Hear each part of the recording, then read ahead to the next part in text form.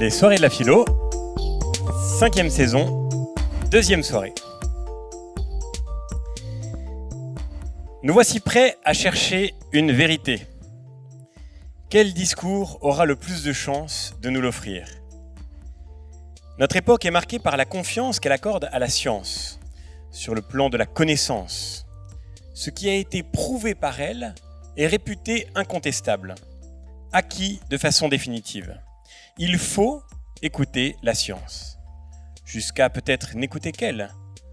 Face à l'autorité scientifique, quel discours concurrent peut encore prétendre s'élever ? Ne faut-il pas se défaire des vieilles religions, des approximations littéraires, des élucubrations philosophiques, pour rejoindre le monde des experts et devenir vraiment savant ? La science progresse, jusqu'à résoudre des questions que d'autres disciplines avaient explorées en vain avant elle. Y a-t-il un seul problème qui puisse lui résister longtemps ? La science peut-elle tout connaître ? Chers amis, c'est une très grande joie de vous retrouver ce soir, si nombreux au Théâtre Saint-Georges pour cette 2e soirée. Lors de notre précédente soirée, nous avions évoqué ensemble la question de la vérité et de la recherche de la vérité en tentant de faire un sort à cette angoisse que provoque en nous ordinairement l'idée qu'il y a une vérité. Nous avons pu montrer que le premier principe de la raison est que la vérité est une et que loin de nous diviser, ce principe au contraire fait notre unité lorsqu'il nous commande de chercher ensemble à toucher ou à dire cette vérité qui se tient tout entière dans ce que nous avons appelé avec Thomas d'Aquin la conformité entre la pensée et le réel, ce qui signifie qu'elle suppose aussi bien notre adéquation au réel que l'activité de notre pensée. Ce soir, il convient de nous attaquer à cette grande question de la science, puisque lorsqu'il est question de connaître la vérité, lorsqu'il est question de connaître une vérité, survient immédiatement au milieu de nous comme une candidate à une forme d'exclusivité dans le rapport à la connaissance, ce que l'on appelle la science. Où se trouve le savoir de la vérité, sinon dans les démonstrations scientifiques, dans les preuves qu'elle nous apporte ?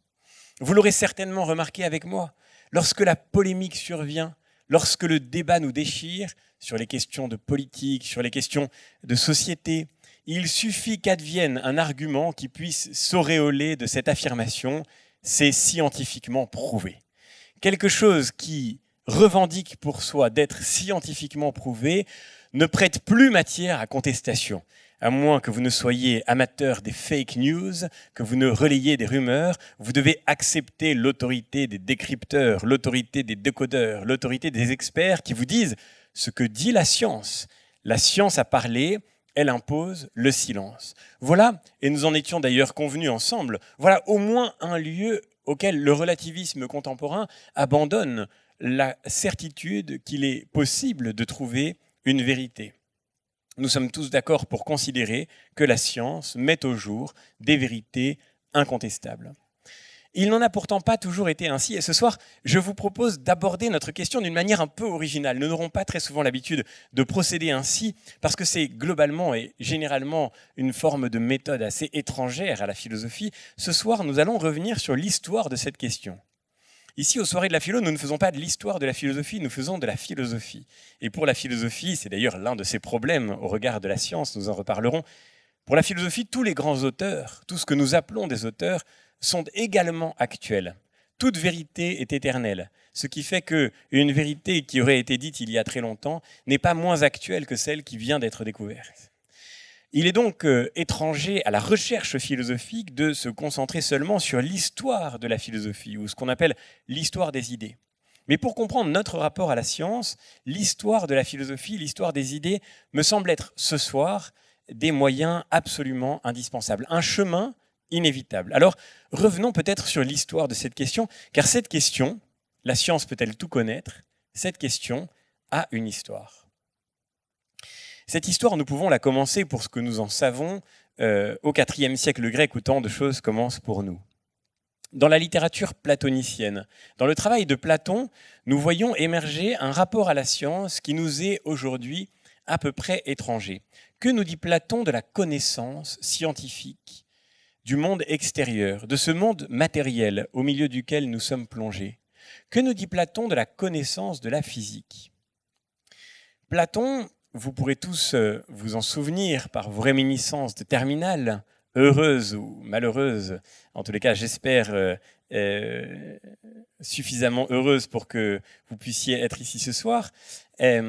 Platon est celui qui a pensé la réalité, la vérité de ce qu'on appelle les idées. Pour Platon, la vérité se trouve dans ce qui sort de la matière.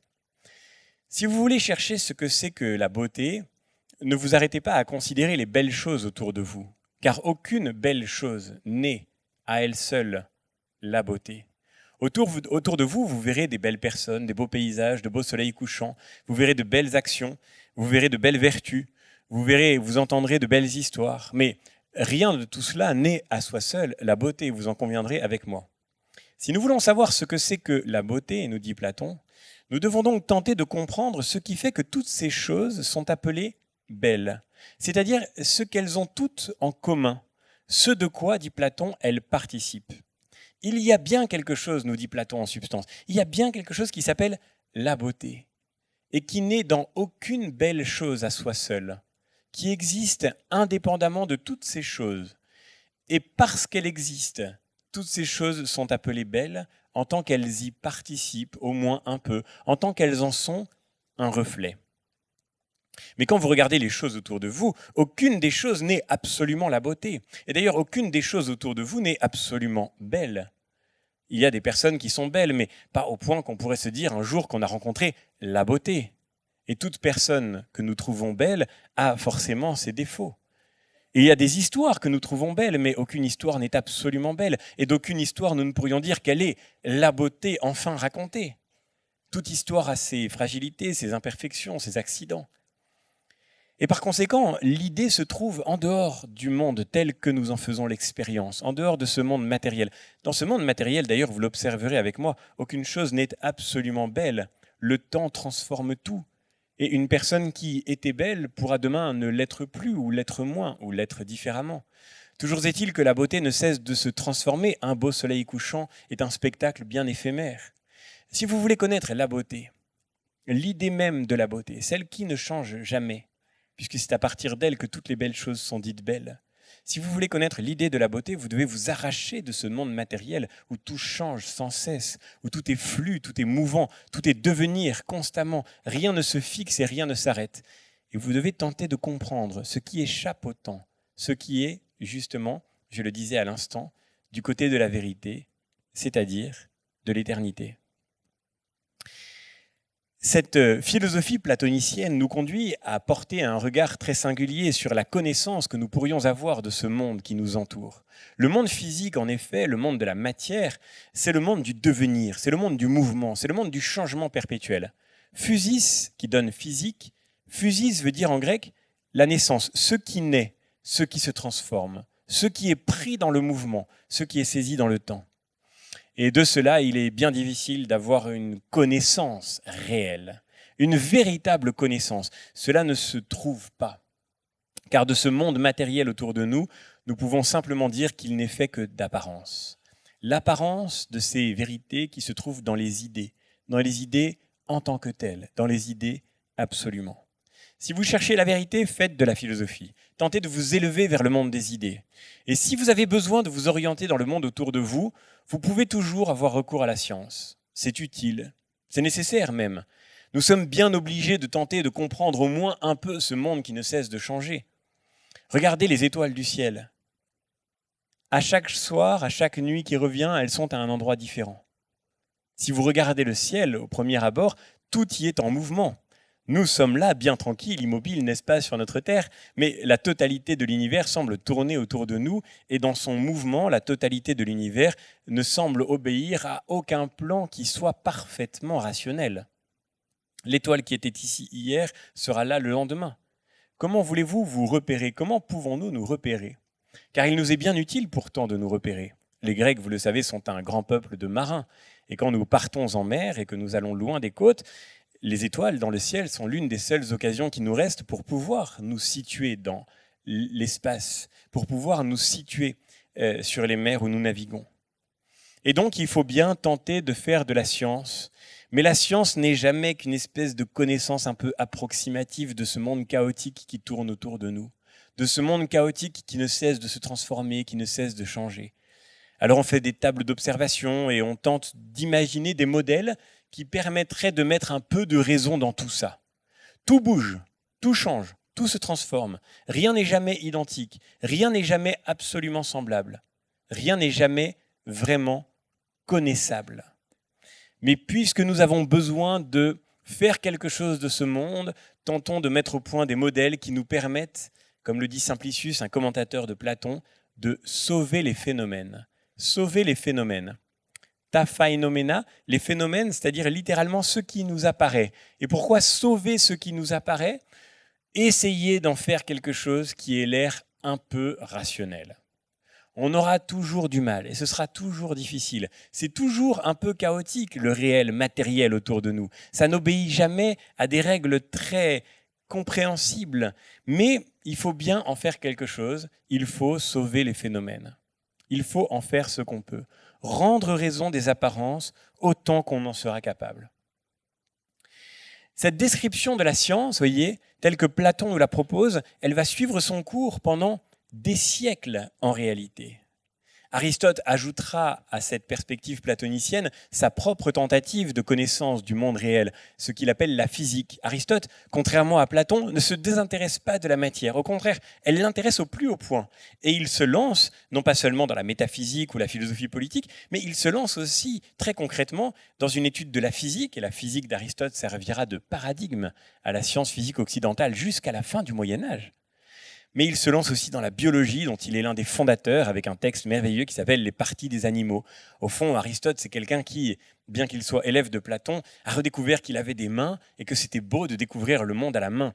Et Aristote, dans les parties des animaux, nous livre cette confidence étonnante. Quand j'ouvre une grenouille, bon, évidemment, c'est pas très joli au départ, et je comprends que Platon n'ait pas voulu s'intéresser aux entrailles d'une grenouille, mais quand j'ouvre une grenouille, si je veux bien dépasser ma répugnance de départ, qu'est-ce que c'est beau! Qu'est-ce que c'est impressionnant! Comme c'est bien organisé, le ventre d'une grenouille. Il y a de la finalité partout. Entrez, dit Aristote en citant Héraclite, entrez, il y a des dieux aussi dans la cuisine. Formule magnifique. Il y a des dieux aussi dans la cuisine. Il y a du sacré aussi dans cette arrière-cour de la vie qu'on appelle la biologie. Il y a du sacré aussi dans les entrailles d'une grenouille. Tout est tellement bien disposé, ça doit bien obéir à un plan, mais ce plan, on ne le connaît pas. On ne peut que le décrire d'une manière aussi juste que possible, mais toujours, encore une fois, toujours un peu approximative. Par exemple, Aristote tente d'expliquer le mouvement dans la physique. C'est la chose la plus importante, évidemment, puisque le propre de la physis, je vous le disais, c'est d'être en mouvement. Le propre de la matière, c'est le mouvement. Comment expliquer le mouvement ? C'est très compliqué de rendre compte du mouvement. La physique d'Aristote, elle nous paraît très étrange parce que c'est une physique très littéraire, au fond. C'est une physique on appelle ça une physique des qualités. Aristote nous dit, il y a différents corps. Il y a des corps qui sont graves, c'est-à-dire qui sont lourds, puis il y a des corps qui sont légers. Les corps lourds sont ceux qui ont envie d'aller vers le bas, les corps légers sont ceux qui ont envie d'aller vers le haut. Toute la matière est animée, nous dit en substance Aristote. Il y a de l'âme partout, toute la matière est animée. Donc par exemple, vous voyez, reprenons cet exemple que nous avons déjà adopté lors de notre dernière soirée, parlons de ce petit verre d'eau, voilà, ce verre d'eau, il a un certain poids. En fait, ce poids, nous dit Aristote, c'est le signe qu'il a envie d'aller vers le bas. Il me dit, par ce poids, je veux descendre. Et moi, je le retiens, bien sûr. Et le fait que je le retiens signifie que je suis obligé de lui opposer une forme de résistance, la même résistance que cette table quand je vais le reposer. Mais si je le lâchais, il irait vers son lieu naturel, je vous le garantis. Son lieu naturel, c'est le bas. Je ne vais pas le faire, parce qu'évidemment, l'eau, elle aussi, irait vers son lieu naturel, et je me ferais gronder par la directrice du théâtre. Donc, je le retiens de tomber. Mais au fond, vous voyez, c'est une physique de la description, c'est une physique assez littéraire, c'est une physique des qualités. Ce corps lourd veut aller vers le bas. Le feu, lui, au contraire, qui est un corps léger, il veut aller vers le haut. Et ainsi, chaque chose dans ce monde a son lieu naturel. Et toutes les choses tendent vers leur lieu naturel pour y trouver le repos. Le mouvement tend à s'achever quand une chose a trouvé sa place.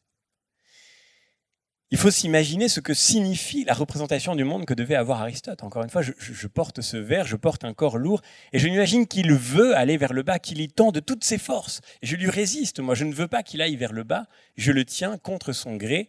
Il est animé de cette force que je ne peux que décrire, mais dont je ne peux pas, d'une certaine manière, prédire quoi que ce soit quant à l'issue qu'elle obtiendra. Sauver les phénomènes, tenter de faire en sorte que les apparences puissent obtenir une apparence de rationalité qui nous permette de nous en accommoder, de nous y repérer, de nous repérer au milieu de ce monde changeant. Voilà ce qui fait la devise de la science dans cette période de fondation du IVe siècle grec. Alors bien sûr, il y a à côté de la science un autre discours qui est infiniment plus solide, infiniment plus sérieux, infiniment plus plaisant, et c'est le discours de la philosophie. La philosophie, elle, pour le coup, se concentre sur la vérité, elle se concentre sur le monde des idées, sur ces idées que nous pouvons faire sortir de nous-mêmes, ces idées que nous pouvons explorer en nous-mêmes. Parce que tout se passe comme si, en appelant belles toutes les choses qui sont belles, nous témoignons du fait que nous connaissons déjà la vérité. Nous l'avons simplement oublié, nous dit Platon en substance. Tout se passe comme si nous l'avions oublié. Tout se passe comme si notre âme avait contemplé la vérité, mais qu'elle avait perdu l'accès à cette vérité du fait de notre naissance, parce que nous sommes dans un corps, parce que nous sommes dans la matière et que le spectacle des apparences ne cesse de nous hypnotiser. Mais si nous voulons bien rentrer en nous-mêmes, ce que nous faisons ensemble ce soir, si nous voulons bien retrouver le sens de ces vérités que nous portons déjà en nous, nous allons pouvoir contempler cette vérité enfouie, cette vérité qui est le contraire de l'oubli, aletheia. La vérité en grec désigne l'inverse de l'oubli, l'envers de l'oubli, alethé. Le fleuve Léthé, c'est le fleuve de l'oubli. Découvrir la vérité, c'est ne plus oublier, c'est se ressouvenir, se remémorer. La vérité est en nous et chose étonnante, nous pouvons la contempler sans passer par le monde extérieur. Une contemplation détachée du monde extérieur qui nous livre la vérité dans sa pureté de l'idée abstraite. Cette contemplation-là, c'est celle que l'on trouve d'une manière tout à fait singulière dans ce qui est le vrai prolongement de la philosophie, c'est-à-dire les mathématiques. Alors vous allez me dire, les mathématiques sont une science comme la physique, mais non, justement, ça n'a rien à voir, les mathématiques. Celui qui fait des mathématiques, regardez comment il travaille. Il ne commence pas par observer la réalité matérielle à l'extérieur de lui-même. Il explore au contraire les idées qui sont en lui. Il prend une idée et il en tire les conséquences. Il se saisit d'une idée qui n'a rien à voir avec la réalité observable. Rien à voir, mais alors vraiment rien. Rien. Un cercle géométrique, ça n'existe pas dans le réel. Ça n'existe nulle part dans le réel. Un cercle géométrique, c'est une suite de points qui sont équidistants d'un même point. Ça n'existe nulle part. Par exemple, prenez, vous voyez, on a été très bonne porc, il faut bien le reconnaître, quand on était petit et qu'on a été à l'école. Nous avons ce soir, je crois, le plus jeune spectateur qu'on ait jamais eu aux soirées de la philo, qui s'appelle Gaspard et qui a 11 ans. Alors Gaspard, je t'avertis déjà, je ne sais pas où tu es dans la salle, mais je te préviens déjà qu'il faut que tu acceptes de douter parfois de ce que disent tes enseignants. Parce que moi, avec le recul, je me dis que quand j'avais ton âge, j'ai été assez crédule. Pendant des années, nos instituteurs, nos institutrices, nos professeurs de mathématiques nous ont habitués à penser à la question des mathématiques en nous faisant faire des dessins. Alors on nous disait, voilà, par exemple, voilà une droite D. Et avec beaucoup de sagacité, le professeur traçait sur le tableau une droite qu'il appelait D. En fait, vous avez déjà vu une droite géométrique, vous ? La prochaine fois qu'on te dit ça, Gaspard, fais cette objection. Ceci n'est pas une droite. Qu'est-ce que c'est qu'une droite géométrique ? Je prends la définition qu'en donne la géométrie. C'est une suite infinie de points alignés. Par définition, la droite que vous tracez sur le tableau ne peut pas être une suite infinie de points alignés. D'abord parce qu'elle est souvent diversement alignée selon les qualités de dessinateur de votre professeur, et surtout parce qu'une suite de points infinis, personne n'en a jamais vu dans la réalité matérielle. Ça ne s'observe pas. Voyez, le géomètre, il n'est pas parti dans la forêt en se disant « je vais essayer de croiser une droite un jour ». Voyez, c'est pas parce qu'on a vu une droite qu'on a pensé la droite. On a commencé par penser la droite et on ne l'a jamais vue. Alors vous direz, oui, bon, la droite, d'accord, c'est parce que c'est infini, mais même un segment, par exemple, un segment, une suite de points, une suite finie de points, mais ça n'existe pas, un segment. Pour une raison très simple, c'est qu'un point, ça n'existe pas. Un point géométrique, La définition d'un point géométrique, c'est une surface sans étendue. Pour le dire d'une façon triviale, c'est-à-dire une surface, vous pourriez zoomer dessus, vous voyez, je le dis dans une expression un peu concrète, mais c'est ça que ça veut dire. Vous pourriez zoomer dessus à l'infini, ça ne grandirait jamais. Une surface sans étendue, ça n'existe pas dans la réalité physique. Si vous tracez un point, que vous l'agrandissez, il grandit. Donc un point n'existe pas dans la réalité physique. Mais de la même façon, c'est exactement la même chose pour l'arithmétique. Et Socrate, d'ailleurs, lui-même, dans un des dialogues de Platon, pose cette question embarrassante. Il y a un enfant qui joue avec des osselets, là, il a 5 osselets. Socrate le regarde jouer, et puis d'un seul coup, il lui dit « Il y en a combien ?» L'enfant lui dit « 5 ». Socrate répond « Où est le 5 ?» C'est ça, être philosophe, c'est... On comprend qu'il lui ait fait boire la ciguë. Hein. Où est le 5 ? Non mais c'est vrai, où est le 5 ? Vous avez un osselet, un osselet, un osselet, un osselet, un osselet. Où est le 5 ? Où est le 5e ? Lequel des 5 est le 5e ? Et si j'en retire un, où est passé le 5 maintenant ? Il a disparu à quel endroit ? Où est le 5 ? Ça n'existe pas. L'arithmétique, c'est une pure projection. D'abord parce que les 5 osselets ne sont pas absolument, et ne sont jamais absolument identiques. Là, quand ce soir, je vais sortir enthousiaste en disant, vous vous rendez compte, il y avait encore 500 personnes dans le théâtre Saint-Georges, ce sera un abus de langage absolument considérable. Un véritable abus de pouvoir, d'ailleurs. Il n'y a pas ici 500 spectateurs, il y a 500 individualités absolument irréductibles les unes aux autres. L'année dernière, nous avions eu l'occasion de consacrer une soirée entière à cette question de la mesure. Tout ça pour dire que l'arithmétique, la géométrie, bref, les mathématiques procèdent sans aucune espèce de considération pour la réalité matérielle. Aucune. Sans aucune espèce de considération pour le réel autour de nous dont nous pouvons faire l'expérience. Ça jaillit de l'intérieur de la raison. C'est le langage de la raison qu'elle se donne à elle-même, qu'elle produit par elle-même, sans rien regarder du monde. Et le monde, lui, il est toujours très biscornu. Et il n'obéit pas du tout aux réalités de la pureté des déductions mathématiques. C'est ainsi que les mathématiques et la philosophie font leur chemin ensemble, un peu à l'écart de la science, qui n'a pour but que d'essayer de faire quelque chose de ce monde qui nous entoure, de mettre à peu près au point des modèles qui nous permettent de nous orienter dans ce monde. La philosophie et les mathématiques, elles, cheminent ensemble dans une exploration intérieure qui a, à bien des égards, beaucoup moins d'utilité concrète, mais qui se trouve, au contraire, le lieu d'une forme de certitude merveilleuse qu'elles peuvent seules nous procurer. On imagine souvent que la philosophie est opposée à la littérature, mais ça n'est pas du tout le cas. On imagine souvent que la philosophie est opposée à la science, mais ça n'est pas du tout le cas. Aujourd'hui, on a mis la philosophie dans les disciplines littéraires, mais c'est en fait une forme de contresens historique si nous considérons Platon. Au seuil de l'Académie était inscrite cette phrase sur le fronton de l'école que Platon avait fondée, que nul n'entre ici s'il n'est géomètre. Si vous venez ici, c'est pour explorer ce qu'il y a dans les tréfonds de votre propre raison et pour faire sur les concepts dans leur pureté des déductions impeccables. Si vous voulez au contraire devenir marin, ingénieur, commerçant, artisan, vous aurez besoin de la science, c'est-à-dire de ces modèles toujours un peu brinque-ballants qui nous permettent de faire entrer le réel dans des approximations douteuses et pourtant parfois utiles. Et ainsi, donc, je le disais, la philosophie et les mathématiques vont leur chemin un peu à l'écart de la science pendant des siècles. Pendant des siècles, nous regardons le monde avec ces modèles approximatifs que nous construisons sur lui. Et c'est par exemple le cas du plus connu d'entre eux, celui par qui le scandale arrivera, le cas du plus connu d'entre eux, celui dont le but est d'expliquer ou de tenter de rendre raison des apparences extérieures en matière d'astronomie. En matière d'astronomie, par exemple, le modèle de Ptolémée est celui qui a servi pendant des siècles à tenter de donner une apparence de raison à ce chaos des planètes qui tournent autour de la Terre.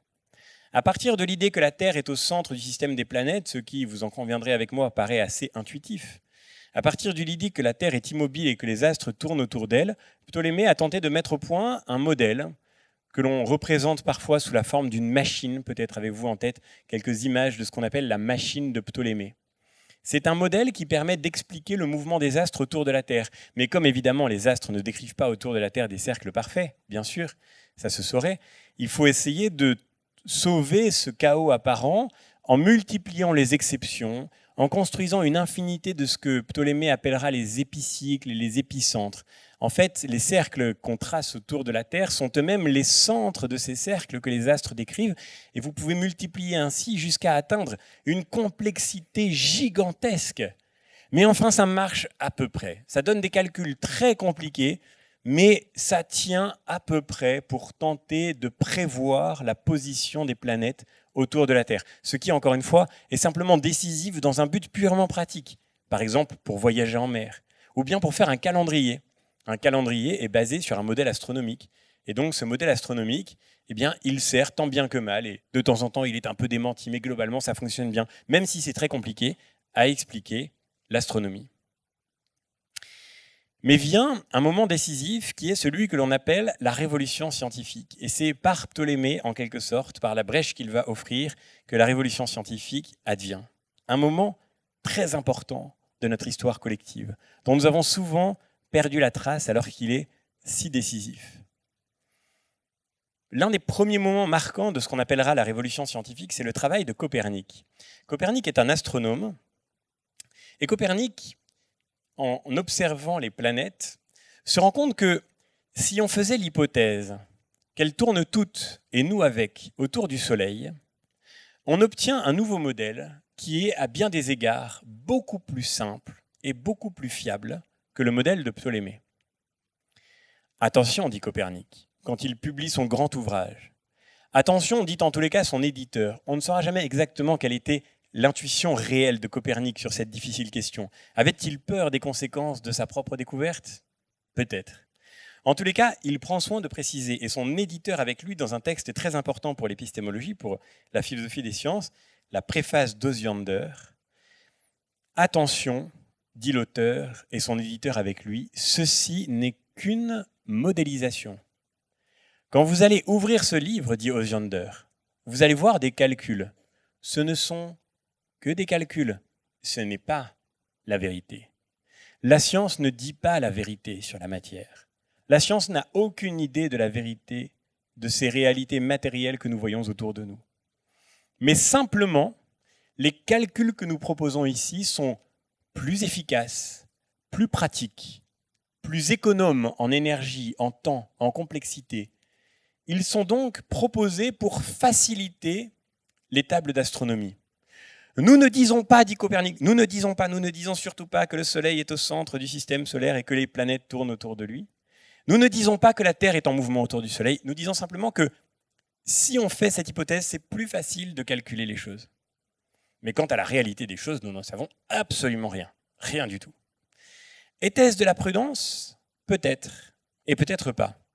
Il est certain que Copernic héritait de ce modèle platonicien, dans lequel l'astronomie avait pour tâche seulement de sauver les phénomènes, d'y mettre une apparence d'ordre. En tous les cas, il propose son texte au public, et la réception se passe très bien, y compris de la part de l'Église. On a souvent accusé l'Église d'être opposée au progrès des sciences, mais l'Église n'a fait aucun problème avec les travaux de Copernic, elle les a même adoptés instantanément, elle les a utilisés pour réformer son calendrier grégorien à partir de cette hypothèse que l'on appelle héliocentriste, l'hypothèse héliocentriste, c'est-à-dire on remplace l'idée du géocentrisme, du fait que la Terre soit le centre du monde, par l'idée de l'héliocentrisme, l'idée que le Soleil est le centre de l'univers. L'hypothèse héliocentriste est donc adoptée par tous et d'une façon assez consensuelle. Celui qui va faire le basculement, celui qui va transformer cette proposition copernicienne en une véritable révolution, c'est, vous le connaissez tous, Galilée. Galilée n'était pas un aussi grand astronome que Copernic sans doute, mais c'était un très bon observateur. Il avait notamment le bénéfice pour lui de ces nouvelles lentilles que les Vénitiens mettaient au point pour observer les astres. Et surtout, Galilée avait un art de la communication absolument exceptionnel.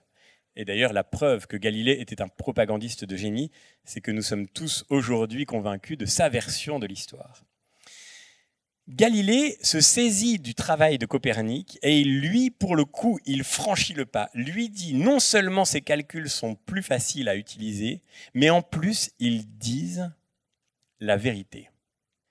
De fait, dit Galilée, oui, la Terre tourne autour du Soleil.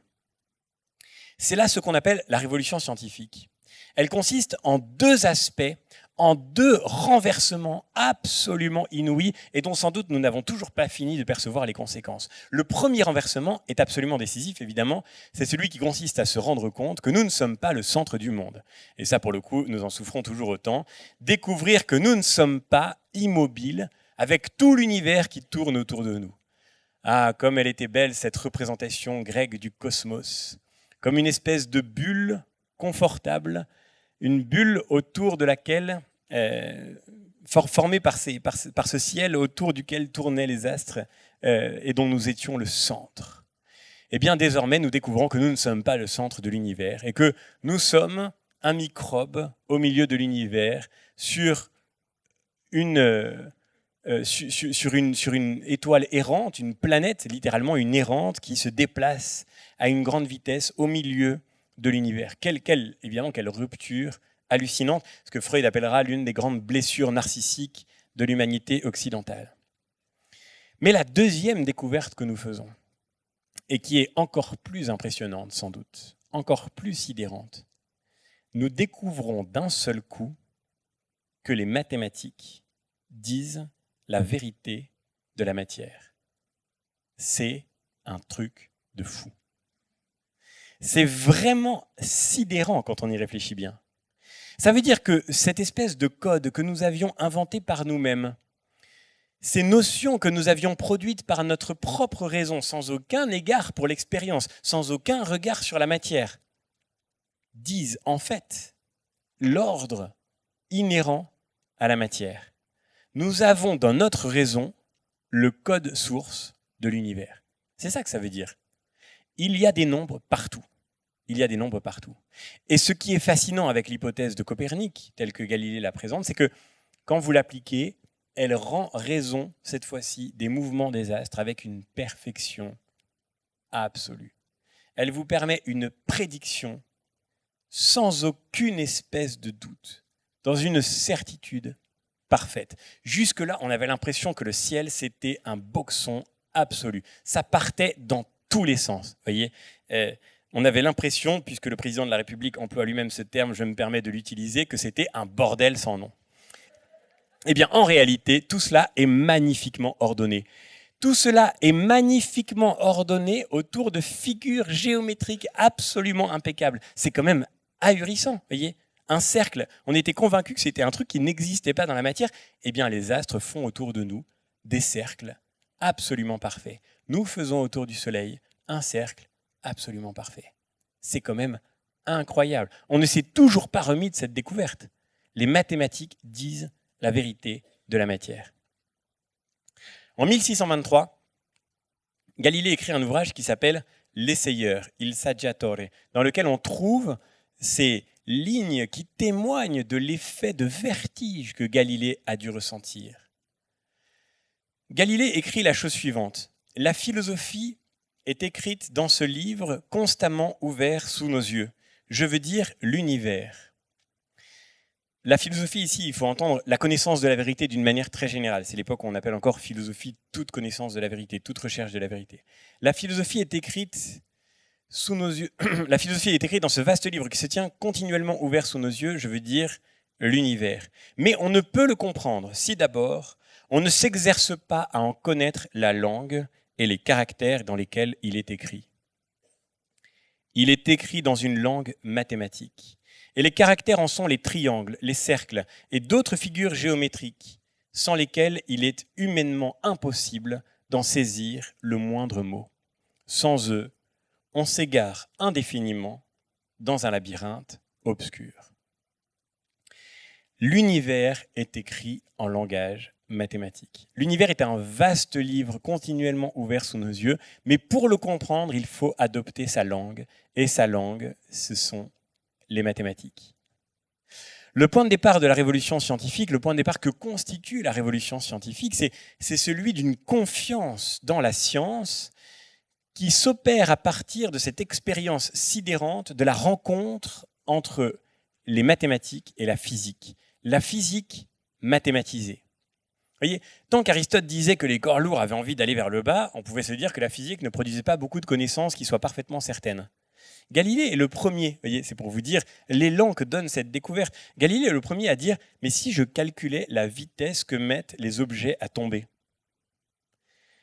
Quand vous regardez des objets qui tombent, là, vous vous êtes tous déjà dit ça, les objets tombent à une vitesse très différente les uns des autres, aussi bien qu'on a l'impression de voir un chaos perpétuel. Chaque objet a sa propre vitesse, c'est l'impression que nous en avons.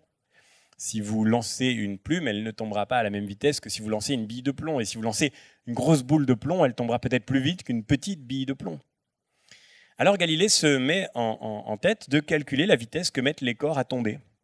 Et il monte en haut d'une tour et il jette des choses, là, comme ça, il calcule. C'est le premier à avoir eu cette idée. Ça ne serait jamais venu à l'esprit de personne dans le monde d'Aristote. Dans le monde d'Aristote, vous regardez la petite bille de plomb, vous vous dites, décidément, elle a très très envie de tomber, hein, vraiment, plus envie que la petite plume. Enfin, elle a quand même moins envie de tomber que la grosse boule de plomb. Et ça ne vous conduit pas à des certitudes très avancées. Galilée, lui, calcule. Et il se rend compte de cette chose sidérante. C'est qu'en fait, tous les corps tombent à une vitesse qui est exactement fonction de leur masse. Il y a une constante dans la chute des corps. Pour le dire autrement, il y a un nombre dans la matière. Il y a un nombre. Et c'est vraiment fascinant.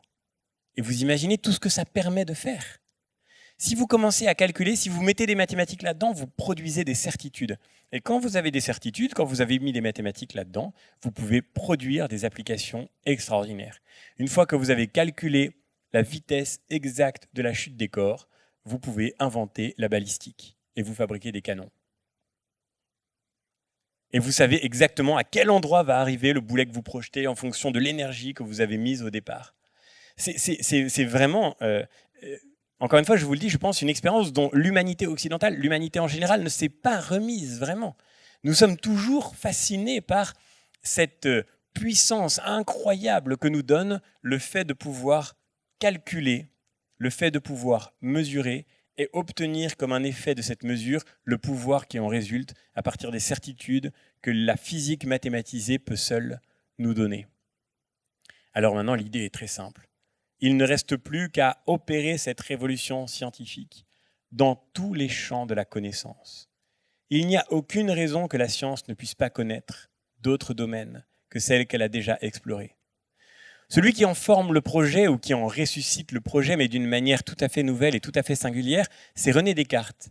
René Descartes conçoit, dans plusieurs de ses textes importants, dans les principes de la philosophie notamment, l'idée d'une mathésis universalis, une mathématique universelle. Une mathésis universalis. Mathésis, donc, mathématique, vient de mathemata, qui est un mot pluriel en grec, qui veut dire ce qui est déjà connu, ce qui est déjà su. Les mathématiques, je vous le disais à l'instant, elles viennent de ce que nous savons déjà, de ce que nous produisons par notre propre raison, de ce qui est déjà en nous. Eh bien, ces mathémata peuvent nous permettre de rendre compte de l'univers tout entier. La mathésis universalis a pour but de faire rentrer la totalité des domaines de la connaissance dans le champ des mathématiques, dans la méthode scientifique. On peut bien sûr achever les mathématiques, mais on peut, une fois qu'on aura achevé les mathématiques, achever la physique mathématisée, et puis ensuite s'attaquer à tous les domaines de la connaissance. La médecine, la morale, que bientôt Spinoza tentera de définir more geometrico, une morale selon la méthode géométrique. Enfin, nous aurons des certitudes. Ça fait quand même trop longtemps qu'on se débat à l'infini dans des oppositions et des conflits de valeurs. Enfin, on pourra aboutir au dernier mot de l'histoire. Enfin, nous allons pouvoir savoir, ultimement, ce qui est moralement bon, ce qui est moralement mauvais, quand nous aurons fait de la morale more geometrico, à la façon de la géométrie. Ce qui nous fascine dans la science, c'est qu'il n'y a pas de polémique, voyez. On le disait il y a 15 jours, lorsqu'une vérité a été établie sur le plan de la science, lorsque la connaissance est fondée, il n'y a plus de place pour le désaccord.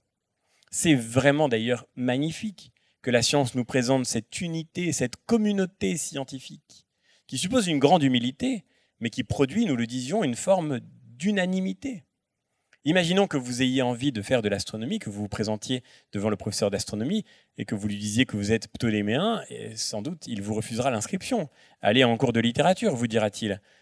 En physique, plus personne n'est ptoléméen. En astronomie, plus personne n'est ptoléméen. Voyez, les vérités sont définitivement établies. Il n'y a que nous en philosophie qui continuons de traîner Platon depuis 24 siècles. On n'a pas fait un pas de plus. On n'arrive pas à enterrer nos morts en philosophie. En fait, c'est tout le problème, vous voyez. Ça fait 24 siècles qu'on lit Platon, on n'a toujours pas montré qu'il s'était trompé. Alors que les astronomes, eux, ils ont bien enterré Ptolémée. Si vous étudiez Ptolémée, c'est que vous faites de l'histoire des sciences, de l'histoire de l'astronomie, mais pas de l'astronomie. Donc, je le disais, la mathésis universalis a pour but de nous faire adopter la même unanimité, la même sécurité, les mêmes certitudes dans tout ce qui touche à ce que l'homme peut connaître. Et ainsi, évidemment, en nous rendant omniscients, en nous permettant de tout savoir, elle a pour but de nous rendre tout puissants, de nous donner tout pouvoir. Le projet de Descartes, c'est de permettre à l'homme de devenir comme maître et possesseur de la nature. Descartes n'a pas dit, là encore était-ce par prudence, de nous rendre maître et possesseur de la nature, car cela voulait dire de nous rendre Dieu. Mais enfin, petite politesse, si nous ne voulons pas devenir Dieu, ne faisons pas ce putsch, en tous les cas pas tout de suite, admettons que nous voulons devenir comme lui, devenir comme maître et possesseur de la nature. Et c'est très concret, vous voyez, Descartes dit, c'est quand même, il fait un projet, un plan de consolidation de la mathésis universalis. C'est quand même très dommage parce que logiquement, la médecine arrive à la fin. Mais Descartes espère qu'il va aller assez vite pour arriver à la médecine avant d'être mort lui-même, pour pouvoir augmenter le temps de sa vie et ainsi continuer sa recherche jusqu'à ce que tout soit fini. Un jour, ce sera terminé. Un jour, on saura tout. On n'aura plus à chercher. La science n'est recherche que de façon accidentelle. Elle n'est découverte que parce qu'elle n'a pas encore tout trouvé. Voici ce que nous dit Descartes. Bientôt, nous aurons trouvé. La science peut tout connaître. Cette intuition fondamentale, c'est celle qu'on retrouve cristallisée dans une philosophie qui est, à elle seule, concentrée sur cette idée. Cette philosophie, c'est ce qu'on appelle le positivisme. Et le positivisme est incarné par un auteur de référence qui s'appelle Auguste Comte. Auguste Comte, qui a travaillé au XIXe siècle, Auguste Comte a consacré toute sa pensée à décrire la façon dont la science devait finir par connaître tout le réel. Il nous raconte une histoire, Auguste Comte, une histoire qui nous est familière, même de manière inconsciente, parce que, j'en suis convaincu, nous sommes tous à peu près positivistes, ce qui est très paradoxal. La semaine dernière, il y a 15 jours, nous constations que nous étions tous un peu relativistes, mais en fait, nous sommes tous aussi un peu positivistes quand il est question de la science. Que nous dit Auguste Comte ? Auguste Comte nous dit que l'humanité passe par 3 états de manière à peu près nécessaire.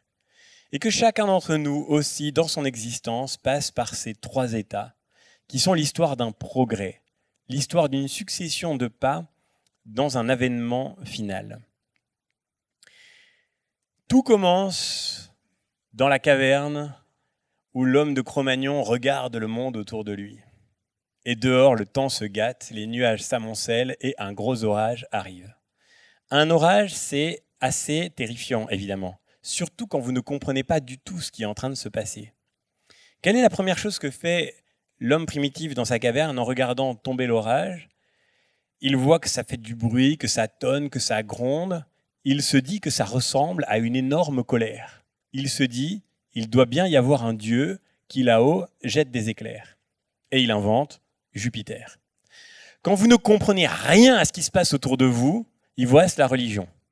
Ou plus exactement, la religion est la première chose qui vous vient à l'esprit, la croyance. La croyance en un Dieu qui, à défaut de permettre d'expliquer le réel, vous donne au moins l'illusion que vous pouvez agir sur lui. Parce que quand vous voyez des éclairs qui sont jetés de partout, vous essayez de vous en défendre, et c'est toujours un peu rassurant, vous le remarquerez avec moi, d'imaginer qu'on peut influencer le cours des choses. Alors comment est-ce qu'on essaye d'influencer le cours des choses ? En se mettant à prier. Donc l'homme primitif, regardant l'orage tomber, il voit la foudre qui se déchaîne, il se dit, il doit y avoir un Dieu, je vais tenter de l'influencer. Et il découpe des animaux en 2, en espérant que ça va améliorer le cours des choses. Et d'ailleurs, la chose la plus frappante, c'est que, évidemment, l'orage s'arrête et il se dit, j'avais bien raison, Dieu m'a exaucé. Donc la religion est le premier mouvement. Vous voyez, au fond, et d'ailleurs Comte le dit, c'est aussi l'état d'enfance de l'humanité, l'état par lequel nous sommes tous passés étant enfant. Vous avez tous déjà, j'en suis sûr, eu l'occasion de voir un petit enfant, et ça nous est peut-être déjà arrivé quand nous aussi étions petits, qui se cogne contre une table, par exemple, qui donne un coup de pied dans la table. Méchante table. Et c'est ça l'état d'enfance de l'humanité. Quand vous ne comprenez pas le monde autour de vous, vous l'expliquez comme s'il avait une volonté. Vous vous prolongez en lui. Comme le dit Nietzsche, qui n'arrive pas à mettre sa volonté dans les choses, il met au moins une volonté. C'est le principe de la foi. Première étape, l'étape théologique, l'âge théologique de l'humanité. Et puis cet âge théologique nous permet de développer toute une idée de ce qu'est Dieu, de sa toute-puissance, de ses effets, et nous commençons à nous former des idées, à nous former des concepts. Et par ces concepts, d'ailleurs, nous commençons à remettre sérieusement en cause la théologie à laquelle nous avions été attachés de façon si superstitieuse. C'est le deuxième moment, c'est l'adolescence de l'humanité, l'âge métaphysique, celui de la philosophie. Vous voyez, en venant ici, vous êtes sur la bonne voie. L'âge de la philosophie, c'est celui où l'esprit humain s'affranchit de ses premières considérations, de ses premières superstitions, se met à penser par lui-même et se forge des concepts. Mais ces concepts ne sont pas encore véritablement opérants. Et vient enfin le dernier âge, celui qui accomplit tout, l'âge positif, l'âge de la science. Positivisme vient du mot positif, qui vient du latin positum, qui veut dire poser, établi. Ça ne veut pas dire positif au sens de la positive attitude ou de avec Carrefour je positive. Ça veut simplement dire positif au sens de fonder. Vous voyez, la science au moins c'est fondé. Ça s'appuie sur des preuves, ça s'appuie sur des démonstrations. Les faits scientifiques sont des faits positifs. Et quand nous entrons dans l'âge positif, dans l'âge de la science, nous pouvons enfin adhérer à nos propres croyances, à nos propres affirmations, à nos propres énoncés, avec une forme de certitude tranquille. Ce qu'Auguste Comte remarque, et ce qui d'ailleurs nous fait tous un peu positivistes ici, c'est qu'il y a une relation polémique entre ces moments. Et si on accepte l'âge métaphysique qui est une sorte de transition, il y a une relation évidemment polémique, nous dit Comte, entre la science et la croyance.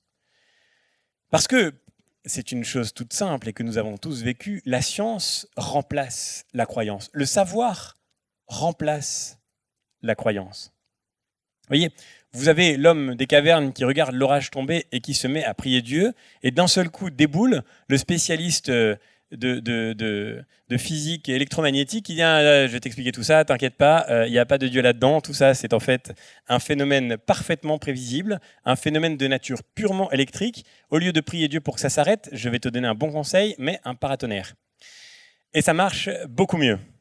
Eh bien, nous avons tous installé des paratonnerres et je suppose que quand l'orage se déclenche, vous n'imaginez plus que Jupiter, du haut de son nuage, lance des éclairs par-dessus vos têtes.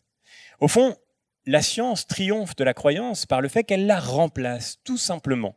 Lorsque nous avons un savoir sur un objet déterminé, nous ne pouvons plus avoir de croyance sur le même objet. Nous préférons toujours le savoir à la croyance. Nous préférons toujours la science à la croyance. Nous préférons toujours le savoir à la croyance. Quand nous sommes certains d'une chose, par une certitude positive, une certitude expérimentale, empirique, voyez, nous perdons la possibilité d'une croyance sur le même sujet. Imaginons la supposition tout à fait hardie et totalement étrangère au positivisme, bien sûr. Imaginons que là, tout de suite, maintenant, par exemple, dans ce théâtre Saint-Georges où nous nous trouvons à l'instant, imaginons que Dieu nous apparaisse. Là, comme ça, là, qui se rend aux soirées de la philo pour voir à quoi ça ressemble. Imaginons que Dieu nous apparaisse. Quelle est la première conséquence du fait que nous serions tous devant la présence de Dieu ? Le premier effet, c'est que tous ceux qui parmi vous sont croyants perdraient la foi instantanément. Vous ne pourriez plus croire en Dieu. Vous ne pourriez plus croire en lui puisque vous sauriez qu'il existe. Vous ne direz plus « je crois que Dieu existe ». Vous direz « je sais qu'il existe, je l'ai vu ce soir, il était aux soirées de la philo bien sûr ». Mais vous ne pouvez plus dire « je crois ». Vous ne pourrez plus dire « je crois ». Ce que je dis d'ailleurs est parfaitement conforme à la doctrine théologique. Dans la religion chrétienne, l'apôtre saint Paul enseigne qu'au ciel, des grandes vertus qui font la vie chrétienne, une seule restera, qui est l'amour, mais les autres auront disparu. Vous ne pourrez plus espérer puisque tout ce sera bien fini, mais surtout vous ne pourrez plus croire. Au ciel, le propre des gens qui sont au ciel, c'est que personne n'a la foi. Au ciel, il n'y a que des incroyants. Tout le monde a perdu la foi. Mais c'est normal. Vous ne pouvez plus croire en Dieu quand vous savez qu'il est là. Et c'est pas possible. Là, je vous vois, par exemple, je ne dirais pas « je crois que vous êtes là ». Je sais que vous êtes devant moi. Et je vois Blanche et Séraphine, je ne dirais pas, je crois que Blanche et Séraphine sont en vie, je le sais, elles ont l'air très vivantes d'ailleurs. Donc le savoir remplace la croyance, et c'est le moteur de l'histoire que nous raconte Auguste Comte. Voyez, à la fin, quand la science connaîtra tout, la croyance aura totalement disparu. Ah, évidemment, entre-temps, les religions se défendent, elles sont pas contentes, elles se plaignent. Oui, Galilée nous fait du tort, il n'est pas gentil, etc. Mais bon, à la fin, ça ne change rien à la marche de l'histoire. Elle a beau être polémique, l'histoire s'achèvera par le triomphe de la science sur toutes les croyances possibles. Voilà ce qu'on peut appeler la Mathesis universalis, enfin arrivée à son terme. La connaissance de toute chose. Alors ça suppose de faire entrer la science dans les domaines qu'elle ne connaît pas encore. La science peut-elle tout connaître ? Évidemment, nous dit Auguste Comte. Toute connaissance véritable est scientifique. Et il n'y a rien que la science ne puisse pas connaître. Les deux grandes affirmations du positivisme sont là. Toute connaissance véritable est scientifique. Il n'y a pas de connaissance qui ne soit pas scientifique. Et il n'y a rien que la science ne puisse pas, un jour, connaître. Alors vous allez me dire, il y a des domaines qui quand même échappent un peu à la science.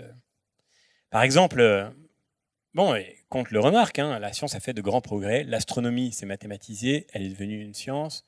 Ensuite, la physique s'est mathématisée, elle est devenue une science. Ensuite, la biologie s'est mathématisée, elle est devenue une science. Vous voyez ? Avant, on décrivait les 4 humeurs. Là, lui, il a l'humeur bilieuse, plutôt l'humeur bilieuse noire, etc. On vous dit non, vous prenez tant de milligrammes de telle substance dosée de telle façon, tout est calculable. Et à la fin, ça se rééquilibre. Tout est une question de quantité. La biologie s'est mathématisée et la médecine avec elle. Et elles sont devenues de vraies sciences.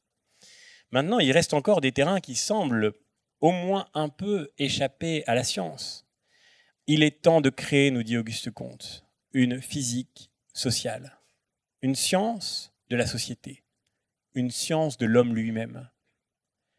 Les sciences humaines sont en train de naître. Alors vous direz, ah non, mais alors là, la société, c'est pas possible. C'est vraiment trop le Bronx. Là, pour le coup, comme le dit notre président de la République, il y a trop de gens qui mettent les choses en désordre. Donc c'est pas possible. La politique, c'est une affaire de contingence, d'aléas, d'arbitraire, d'imprévu, d'imprévisible. La vie en société, n'en parlons pas. La vie en société, regardez, cette espèce comme l'aurait dit Platon, de tissu chamarré que la société nous met devant les yeux. Rien ne ressemble à rien et personne ne ressemble à personne d'autre. Chacun, avec sa liberté, se fracasse sur la liberté des autres d'une manière totalement imprévisible. Aucun d'entre vous ici n'est habillé de la même façon et donc, à la fin, on pourrait se dire que tout est tellement libre au fond dans la société qu'il n'est pas possible d'espérer une connaissance scientifique de l'homme. Eh bien, dit Auguste Comte, et surtout diront ses successeurs, Émile Durkheim, tous ceux qui fonderont les sciences humaines après lui. C'est exactement ce qu'on se disait sur l'astronomie. Tant qu'on n'avait pas mis des mathématiques là-dedans, on avait l'impression de voir une confusion sans nom. C'est exactement ce qu'on se disait sur la biologie, c'est ce qu'on se disait sur la physique. Si vous mettez des mathématiques, vous allez voir que tout est parfaitement déterminé, que vous pouvez produire des déductions d'une certitude absolue sur tous les phénomènes que vous mathématiserez. D'où l'invasion de la statistique dans les affaires humaines, l'invasion de la cybernétique, le développement de ce qu'on appelle aujourd'hui avec envie le big data. Tout ça, c'est de la donnée. Et si vous regardez les données, vous verrez qu'à la fin, en réalité, si vous regardez les statistiques, vous comprendrez qu'ultimement, nous sommes désespérément prévisibles. Regardez l'économie, par exemple. Il y a des grandes lois de l'économie. Vous, comme consommateur individuel, vous avez l'impression de faire des choix qui vous appartiennent. Mais en réalité, l'économiste, derrière ses tableaux et ses graphiques, il voit les courbes monter et descendre d'une façon parfaitement déductible. C'est ce que montrera un des premiers fondateurs de la sociologie française, donc Émile Durkheim. Émile Durkheim se penche sur une question qui est singulièrement difficile et douloureuse, une des questions sur lesquelles la philosophie s'est penchée avec le plus de délicatesse et le plus de difficulté tout au long de son histoire. Cette question, c'est la question du suicide. Émile Durkheim a consacré un travail très important à la question du suicide.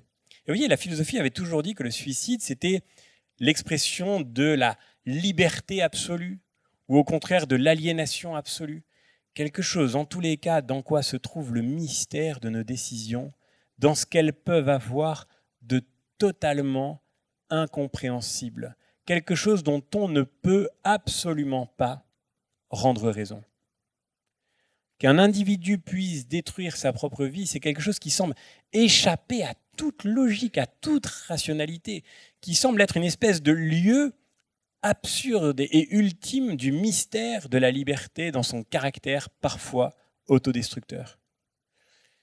Il n'y a qu'une seule question philosophique qui vaille d'être posée, écrit Albert Camus, et c'est le suicide, savoir si une vie vaut ou pas la peine d'être vécue. C'est la seule question philosophique sérieuse. C'est donc une question philosophique qui a suscité une littérature importante et surtout qui a toujours appelé le sens d'une infinie complexité, d'une infinie prudence. Ouais, Durkheim montre qu'en fait, les choses sont relativement simples. Si vous regardez une trajectoire individuelle, vous trouverez toujours évidemment quelque chose de mystérieux dans le geste qui est commis. Mais si vous regardez une société, vous allez voir que le taux de suicide existe de manière constante et qu'il évolue d'une manière qui est elle aussi parfaitement prévisible parce qu'elle est parfaitement corrélée à des indicateurs extérieurs. Par exemple, dans une société, si le taux de chômage augmente de 2%, le taux de suicide augmentera de 0,4%. C'est une espèce de constante, vous voyez, qu'on observe. Et alors après, vous avez des individus qui sont persuadés de faire un acte de liberté ultime au moment où ils se suicident. Mais en réalité, c'est la société qui fait les grands déterminismes auxquels nous obéissons. Même dans ce geste, encore une fois, le plus incroyablement singulier, le plus incroyablement déraisonnable, échappant à toute prédiction apparente. Et donc la sociologie vous dit, voilà, en réalité, il n'y a rien qui soit comme une espèce de liberté abstraite de l'individu susceptible d'échapper aux prédictions de la science. Si vous voulez faire baisser le taux de suicide, et c'est un objectif nécessaire, si vous voulez faire baisser le taux de suicide, n'écrivez pas de grands traités de philosophie sur le fait que c'est vraiment horrible de se suicider. Ne lancez pas des invectives à ceux qui commettent ce geste. Si vous voulez faire baisser le taux de suicide, faites baisser le taux de chômage. C'est de la statistique. Ça se calcule, tout ça. Alors, il n'y a pas que le taux de chômage, il y a d'autres indicateurs. Mais au fond, tout est corrélé.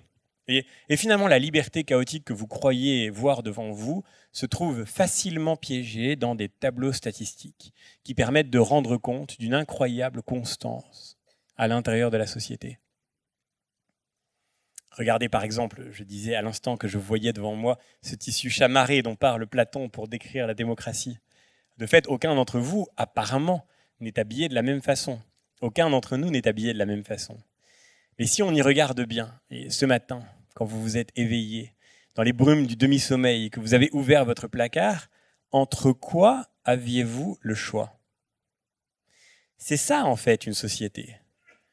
Toute la pression sociale était dans votre placard.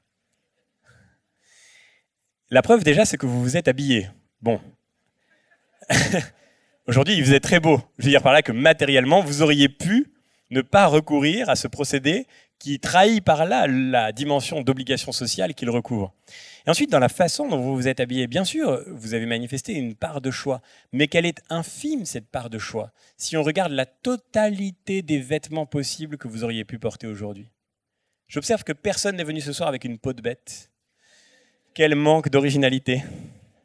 Personne ne s'est vêtu avec une toge romaine, personne n'est arrivé avec un jabot et une lavalière en dentelle, personne ne s'est pointé en queue de pie non plus avec... c'est ce qu'on appelle la mode, c'est quelque chose que personne ne décide, que personne ne détermine, mais quelque chose comme un fait social qui est tout à fait observable, qu'on peut faire entrer là aussi dans des statistiques, qu'on peut numériser, qu'on peut quantifier, et dont on peut constater l'évolution. Ce que nous croyons être le propre d'une liberté absolue rentre dans des chiffres qui nous témoignent qu'en réalité, les constantes de nos comportements manifestent que la société nous traverse de toutes parts. Qu'est-ce que la science pourrait ne pas connaître ? Qu'est-ce que la science pourrait bien ne pas savoir ? Qu'est-ce qui pourrait bien lui échapper ? Même ce qui vous paraît le plus absolument unique dans votre existence. Je ne sais pas, dernier exemple. Ce qui pourrait ne sembler appartenir qu'à la littérature, par exemple, à la poésie, l'amour. Ça, pour le coup, c'est quelque chose qui ne s'exprime même pas. Si on vous demande un jour pourquoi vous aimez telle personne, vous direz comme Montaigne, parce que c'était lui, parce que c'était moi. Et il n'y a rien à dire sur l'amour. C'est l'histoire absolument unique, totalement singulière, de deux êtres qui, dans leur individualité, se rencontrent comme une espèce de miracle absolu. Là-dessus, seule la poésie peut parler, n'est-ce pas? Un mariage, des fiançailles, une famille qui se construit, c'est un truc, voilà, là pour le coup la science n'a plus qu'à se taire, et quelque chose de totalement mystérieux qui échappe dans sa liberté, dans la liberté du geste à tout ce qui pourrait être de l'ordre du prévisible ou du prédictible. Eh bien, je vous conseille de ne jamais inviter un sociologue à votre mariage. Si vous invitez un sociologue à votre mariage, il constatera que, en réalité, ce que vous aviez cru être la rencontre infiniment mystérieuse de deux êtres est d'abord le croisement de deux trajectoires sociales globalement assez prévisibles, que vous épousez comme par hasard quelqu'un de votre milieu social, qui comme par hasard a fait à peu près les mêmes études que vous, comme par hasard lit à peu près les mêmes livres que vous, ou a à peu près les mêmes goûts que vous. En tous les cas, sur le champ de toutes ces corrélations, vous risquez de voir se dessiner une forme de trajectoire sociale globalement déterminée. Alors vous me direz peut-être que certains d'entre vous choisissent l'originalité, mais en un sens, les choses sont tellement cruelles que dans l'espace social, il n'y a rien de plus banal que de vouloir être original. Tout ça pour dire que l'exception confirmant la règle, vous risquez de vous retrouver piégé quoi qu'il arrive et votre liberté avec. Alors, encore, un sociologue ne pourra pas tout dire. Maintenant, ne faites surtout pas l'erreur d'inviter un spécialiste de psychologie cognitive ou bien du développement cérébral à votre mariage, parce qu'il dira que tout ça, au-delà de la dimension sociale du geste, c'est en fait l'activation de phéromones dans votre cerveau droit qui fait que, à travers cette pulsion biologique, l'espèce cherche à se reproduire dans le geste que vous faites et que le reste n'est qu'habillage et auto-persuasion. Mais finalement, vous voyez, si on y regarde bien, les choses sont particulièrement prévisibles. Prenez par exemple l'évolution du taux de natalité ou du taux de nuptialité. Nous savons déjà prédire, par exemple, à peu de choses près, d'une façon globalement certaine, ce que sera le taux de natalité, par exemple, sur le continent africain dans les 20 prochaines années. Derrière, vous avez des individus qui croient être en train de vivre l'aventure qui consiste à fonder une famille. Mais de l'autre côté, vous avez le sociologue ou le spécialiste de démographie qui dit voilà, bon, ça va évoluer comme ça, bientôt ils n'ont plus que tant d'enfants par famille. Ça se prévoit, ça se calcule, ça se prédit à l'avance, ce qui est le signe qu'à la fin, l'aventure d'une liberté est toujours quelque chose qui ressort à l'aveuglement de chacune de nos personnalités sur le caractère proprement individuel que nous accordons à nos vies. Donc vous voyez, le positivisme semble en mesure de nous promettre la résolution de tous nos problèmes. À la fin, la science connaîtra tout et d'une façon absolument certaine. Tout ce qui n'est encore qu'imparfaitement connu, tout ce qui est encore l'objet d'une simple croyance, tout ce qui demeure pour nous mystérieux échappe provisoirement au progrès de la science. Mais lorsque la science arrivera, elle produira sur toute chose un savoir définitif. Il y a en fait un problème dans le positivisme, un problème majeur et un problème très gênant. C'est qu'il correspond très peu en fait à ce qu'est vraiment la science et à ce qu'est réellement son histoire.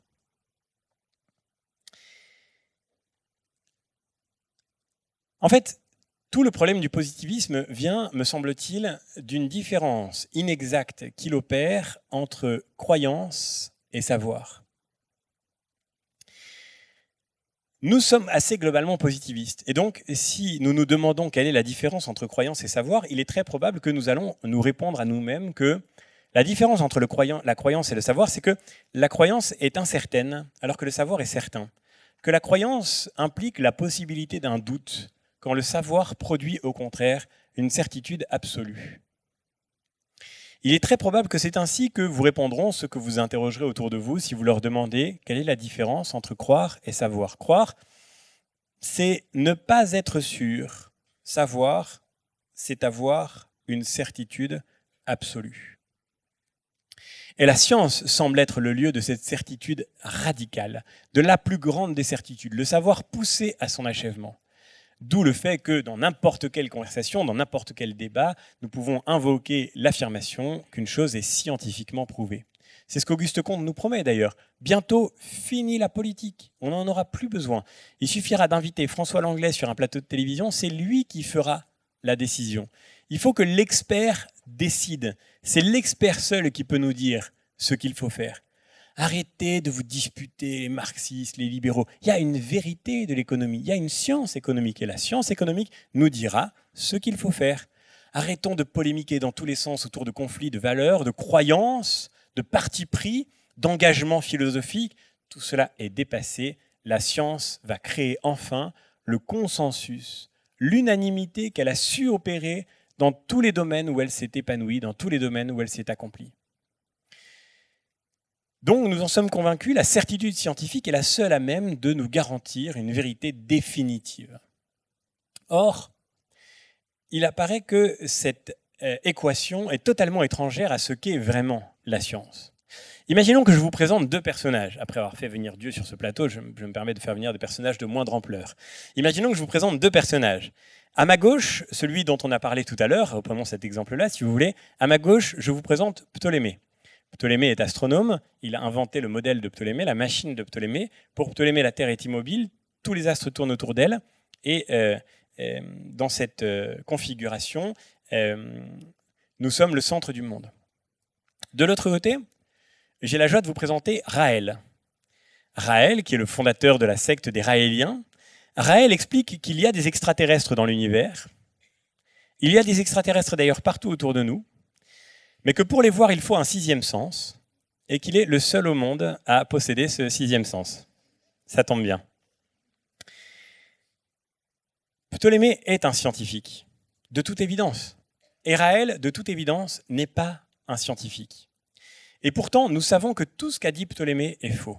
Nous le savons aujourd'hui, avec une certitude absolue.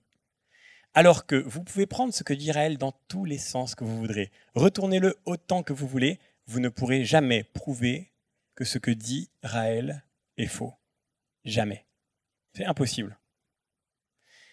Vous pouvez essayer de retourner son affirmation autant que vous voudrez, vous ne pourrez jamais démentir le propos de Raël. Vous pouvez ne pas le croire, je vous rassure. Vous pouvez ne pas le croire, vous avez même beaucoup de très bonnes raisons de ne pas le croire, et la première de ces raisons, c'est que instantanément après vous avoir expliqué ça, il vous demande votre carte bleue pour parler avec les extraterrestres, ce qui évidemment diminue la force argumentative de son propos. Vous avez beaucoup de bonnes raisons de ne pas croire Raël, mais vous ne pourrez jamais prouver que ce qu'il dit est faux. Jamais. Qu'est-ce qui fait que Raël n'est pas un scientifique alors que Ptolémée l'est ? Eh bien, précisément, ce qui fait que Ptolémée est un scientifique, c'est que l'idée qu'il propose est vulnérable à l'expérience. Elle est susceptible d'être démentie. Et c'est comme ça que fonctionne vraiment l'histoire des sciences. Celui qui a tenté de montrer cela, c'est un très grand philosophe, un très grand épistémologue du XXe siècle, que vous connaissez peut-être, qui s'appelle Karl Popper. Karl Popper a écrit un livre qui s'appelle « La logique de la découverte scientifique ». Dans la logique de la découverte scientifique, Karl Popper tente de faire quelque chose de cette question de ce qu'il appelle la démarcation, le critère de démarcation qui distingue le discours de la science. Qu'est-ce qui fait le discours de la science ? Contrairement à ce que dit le positivisme, ce qui fait la propriété du discours scientifique n'est pas que le discours scientifique est absolument vérifié. D'ailleurs, il n'est jamais absolument vérifié. Il est toujours fragile, il est toujours contestable. Et la seule chose dont soit certain celui qui cherche une vérité scientifique, la seule chose dont soit certain le chercheur scientifique, c'est qu'un jour il sera démenti.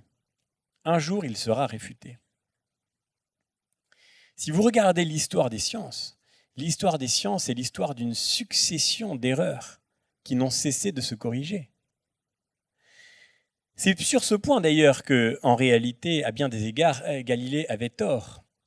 Et en un sens, on peut dire, avec le sens de la provocation, que l'Église avait raison contre la vision positiviste que nous partageons aujourd'hui de l'épisode Galilée. C'est ce que montre un épistémologue français qui s'appelle Pierre Duhem, dans un texte qui s'appelle justement « Sauver les phénomènes ».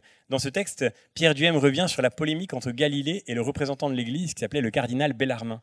Le cardinal Bellarmin disait à Galilée « Vous pouvez chercher tant que vous voudrez, mais vous ne pouvez pas dire en toute bonne foi que ce que vous dites est la vérité. Vous ne pouvez pas le dire. » Et Bellarmin était lui-même un grand scientifique, et Duhem donne raison à Bellarmin. De fait, Galilée a affirmé dans le discours sur les deux grands systèmes du monde que la Terre tournait autour du Soleil et que le Soleil était le centre de l'univers.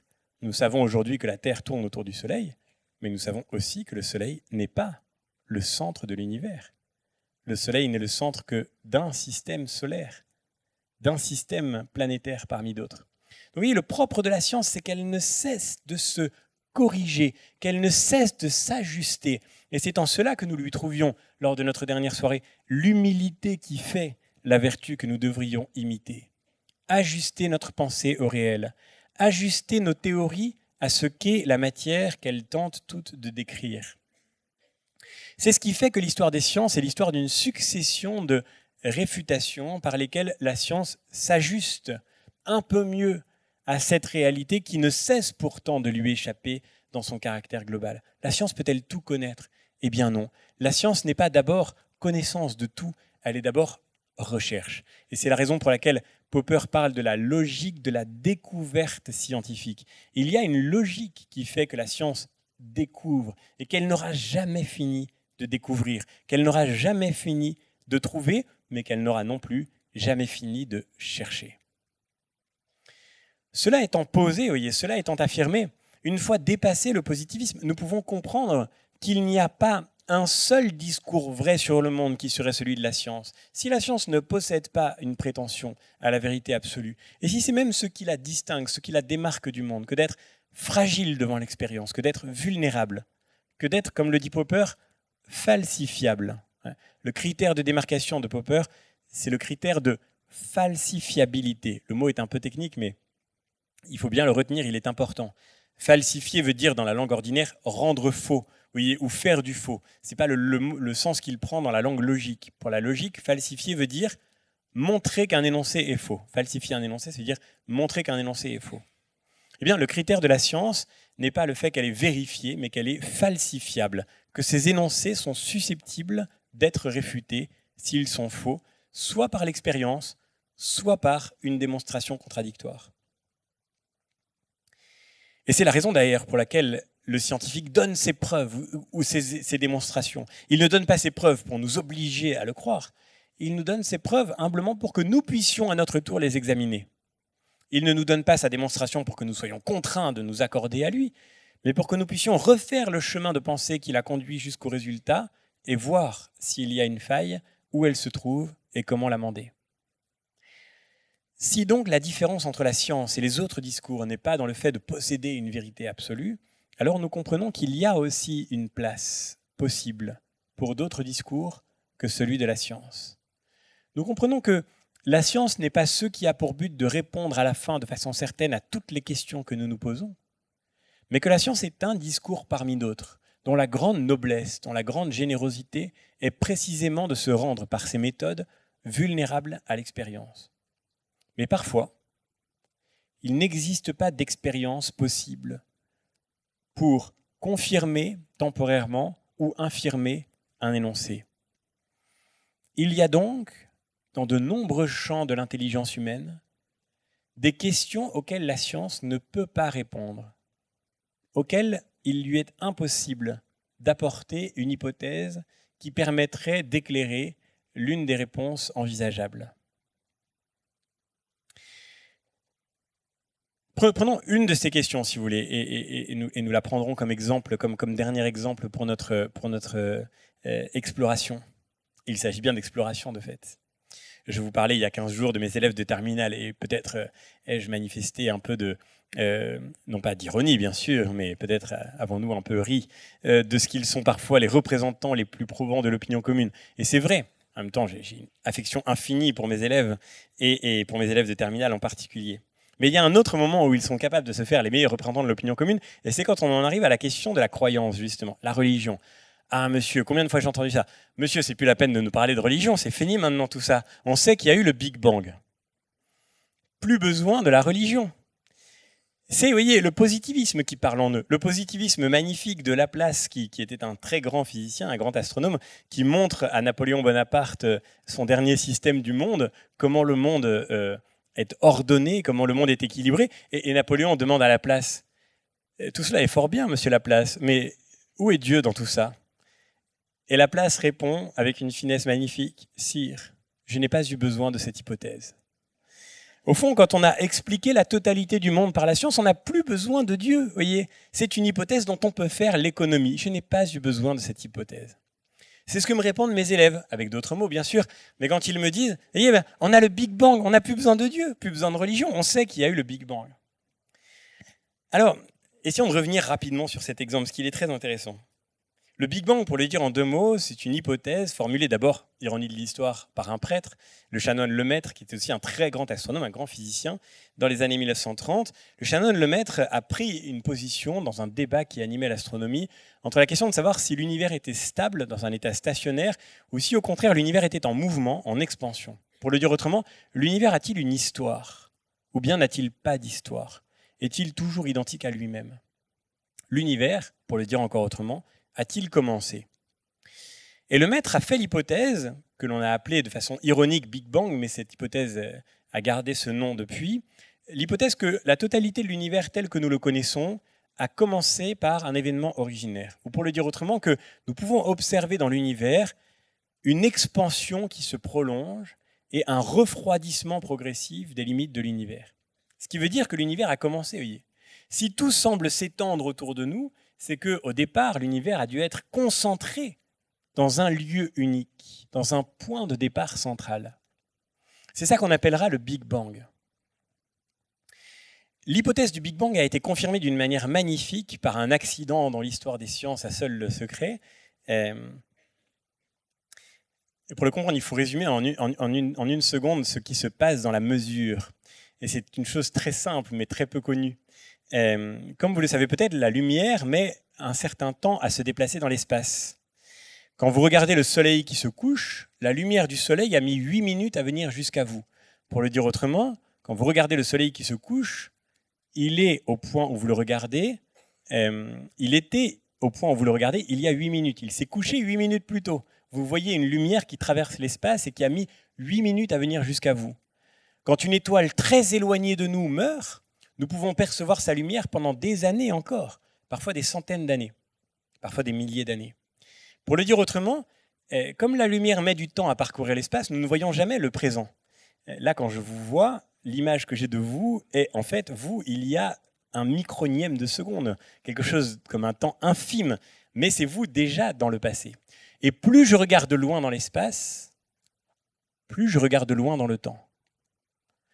Pour le dire autrement, si je vais regarder jusqu'au fond de l'espace, je vais voir en réalité le commencement du temps. Si je regarde le fond de l'univers, je vois le début de l'univers. Quand vous regardez la nuit un ciel étoilé, vous voyez l'histoire autour de vous. Des milliers d'années avant vous s'offrent maintenant à votre regard. Et si vous prenez un télescope et que vous le braquez sur ce qu'on appelle le fond de l'univers, vous voyez le début de l'univers, des milliards d'années avant nous. Alors, de fait, on n'observe pas visuellement le fond de l'univers parce que la distance est telle que les ondes visuelles se sont transformées en ondes sonores. Mais on peut du coup entendre le fond de l'univers. Et c'est ce qu'ont fait par hasard, par accident, 2 astronomes qui travaillaient pour une entreprise de télécommunications en installant une antenne dans un désert américain.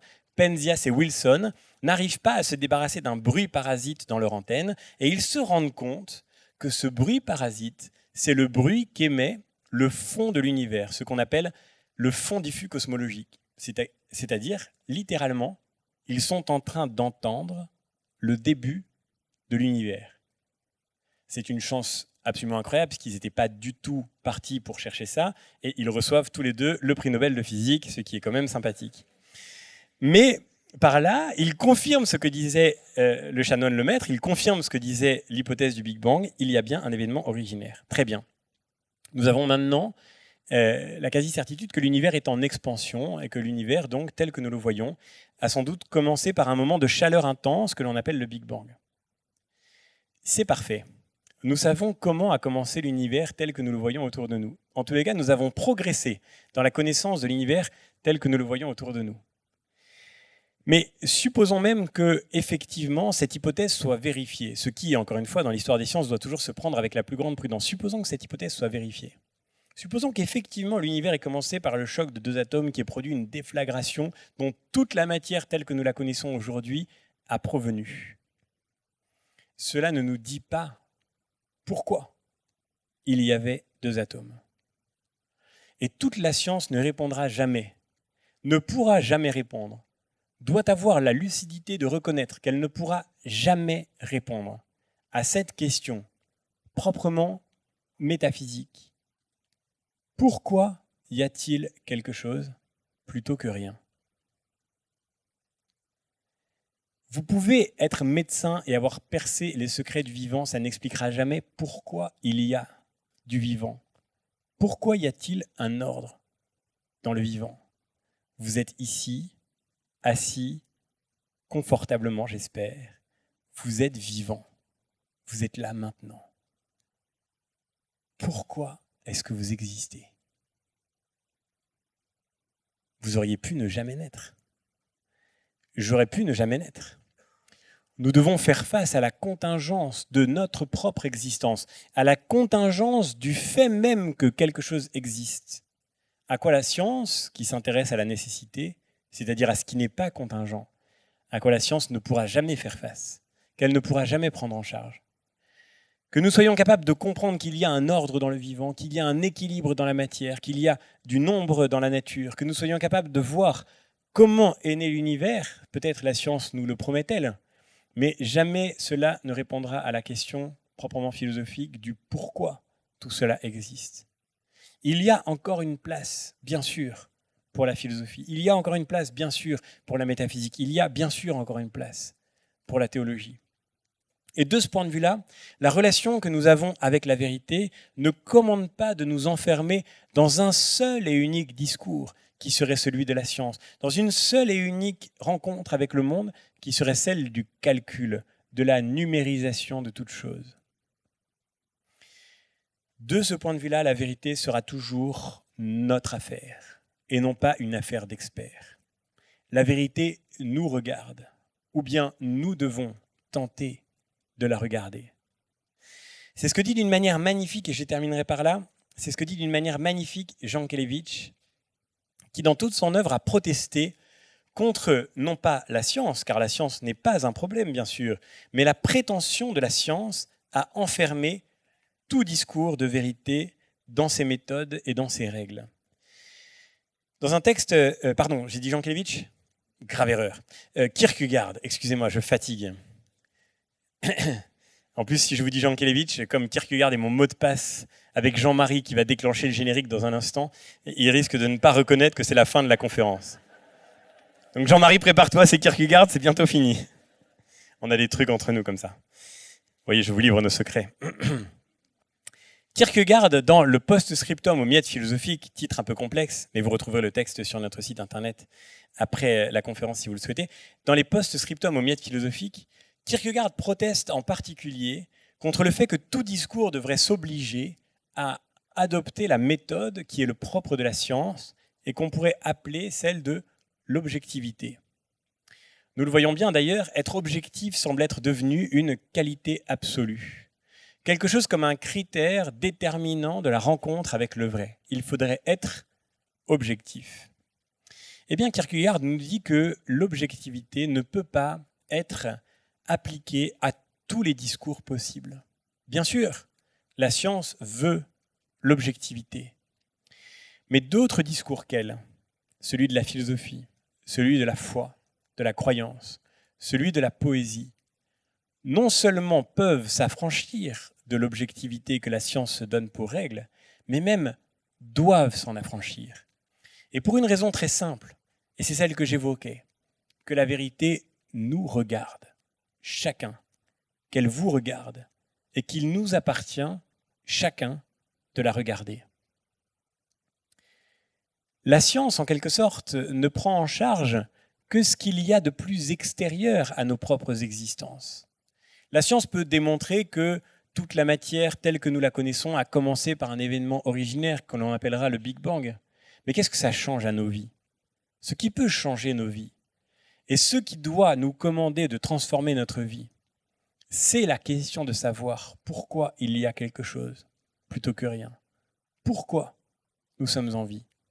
Et devant cette question-là, nous n'avons pas le droit d'être objectifs. Nous nous devons d'être honnêtes, mais d'être honnêtes comme des sujets, comme des êtres subjectifs qui savent qu'ils sont engagés tout entiers dans ce rapport à la vérité. Si tout discours tente d'être objectif, si toute pensée se ramène au calcul, si toute proposition sur la vérité devait rentrer dans le champ de la science, alors nous deviendrions comme étrangers à nos propres vies. Ce sont nos vies qui sont concernées par la vérité. Et ce sont nos vies que nous devons engager, et même que nous devons risquer dans la recherche de la vérité. Cette année, nous allons nous poser beaucoup de questions qui pourraient changer nos vies. Ce n'est pas moi qui les changerai, ni aucun des auteurs que nous allons rencontrer. Mais c'est la question elle-même qui peut faire que notre vie se trouve ébranlée dans des certitudes trop faciles, dans des évidences superficielles. Parce que nous nous laisserons interroger, parce que nous nous laisserons engager dans le risque de la question.